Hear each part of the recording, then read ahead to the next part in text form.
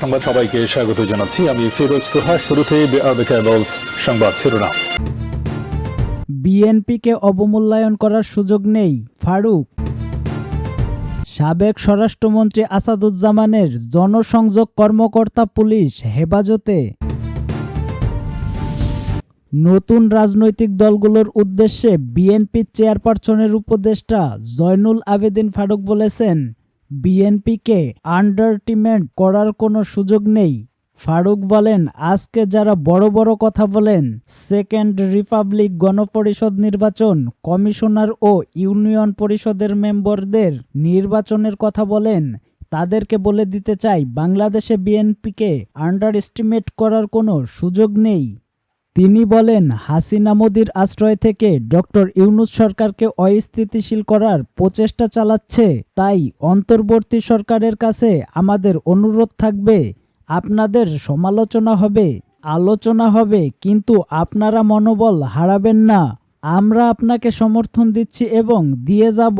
তারেক রহমান স্পষ্টভাবে বলে দিয়েছেন, আপনারা হারলে বাংলাদেশ হেরে যাবে, জাতীয়তাবাদী শক্তি হেরে যাবে। অন্তর্বর্তীকালীন সরকারকে উদ্দেশ্য করে ফারুক বলেন, আপনাদের আশপাশের কিছু লোক আপনাদের নিরাশ করার পরিকল্পনা করছে, এদেরকে সতর্ক করে দেন অথবা বের করে দেন। নির্বাচন বানচাল করার জন্য যারা ষড়যন্ত্র করছে, তাদের সেই ষড়যন্ত্র রুখে দিতে হলে আমাদের ঐক্য থাকতে হবে, বন্ধুত্বপূর্ণ সম্পর্ক রাখতে হবে। তিনি বলেন, অবিচার যারা করছেন তারা নির্মমভাবে ক্ষমতা থেকে বিতাড়িত হয়েছেন। আওয়ামী লীগ হচ্ছে সেটির উদাহরণ। হাসিনা বাংলাদেশকে ধ্বংস করার জন্য যে চক্রান্ত করছিল, আল্লাহ তাআলার রহমতে ছাত্র জনতার আন্দোলনে হাসিনার পতন হয়েছে। বাংলাদেশ বেতার চট্টগ্রাম কেন্দ্রের উপ আঞ্চলিক পরিচালক এবং স্বরাষ্ট্র মন্ত্রণালয়ের সাবেক জনসংযোগ কর্মকর্তা মোহাম্মদ শরীফ মাহমুদ অবরুদ্ধের পর পুলিশ হেফাজতে রয়েছেন। বৈষম্য বিরোধী ছাত্র আন্দোলনের সঙ্গে জড়িত শিক্ষার্থীরা বৃহস্পতিবার বেলা 2টার দিকে নগরের আগ্রাবাদ শেখ মুজিব সড়কের বাংলাদেশ বেতার ভবনে তাকে অবরুদ্ধ করে রাখেন।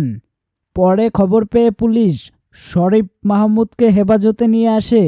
শিক্ষার্থীদের অভিযোগ, গত বছরের 4 আগস্ট শরীফ মাহমুদের সই করা চিঠিতে কারফিউ জারি হয়েছিল, তাই তাকে আটক করতে হবে। ডবলমুরিং থানার ওসি কাজী রফিক আহমেদ বলেন, শরীফ মাহমুদকে পুলিশি হেফাজতে আনা হয়েছে। ঊর্ধ্বতন কর্তৃপক্ষের সঙ্গে আলাপ করে পরবর্তী করণীয় ঠিক করা হবে।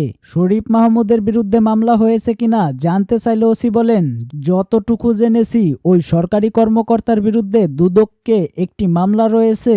আমরা দুদকের সঙ্গেও যোগাযোগ করেছি, তাদের তদন্ত চলমান রাখা অবস্থায় আটক দেখাবে কিনা তারা জানাবে।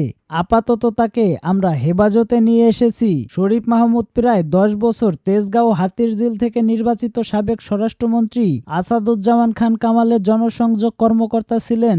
বর্তমানে তিনি চট্টগ্রামে কর্মরত আছেন।